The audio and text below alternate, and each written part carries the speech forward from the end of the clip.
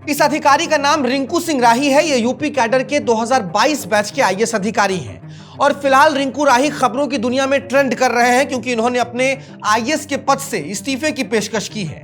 इस्तीफा इसलिए नहीं कि इनको अब किसी पार्टी के टिकट पर लोकसभा या विधानसभा का चुनाव लड़ना है, बल्कि इन्होंने इस्तीफा इसलिए सामने रखा है कि इनको पिछले 8 महीने से बतौर आईएएस अधिकारी वेतन तो मिल रहा था, लेकिन जनसेवा का मौका नहीं मिल रहा था, कहीं पोस्टिंग नहीं दी जा रही थी। आप कहेंगे कि इसमें कौन सी नई बात है, अफसरशाही में ऐसा ही तो होता है, इसी को तो शंटिंग पोस्टिंग कहते हैं।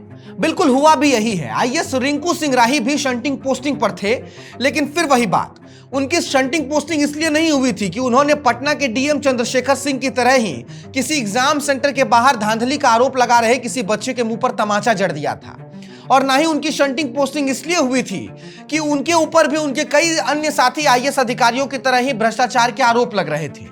आईएएस रिंकू सिंह राही की शंटिंग पोस्टिंग इसलिए हुई थी क्योंकि उन्होंने बतौर एसडीएम वो कर दिया था जिसकी इजाजत आईएएस अधिकारियों को शायद नहीं होती है।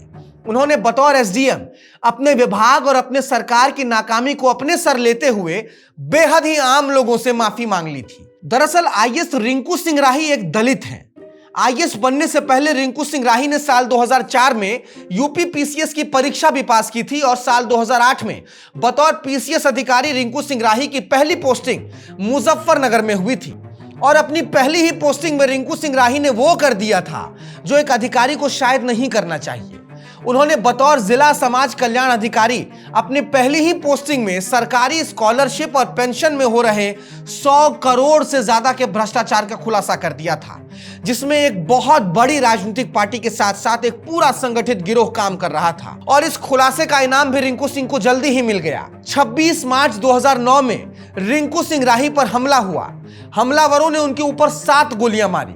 2 गोली उनके चेहरे पर लगी, जबड़ा बाहर आ गया, चेहरा पूरी तरह बिगड़ गया, एक कान खराब हो गया और एक आंख की रोशनी तक चली गई।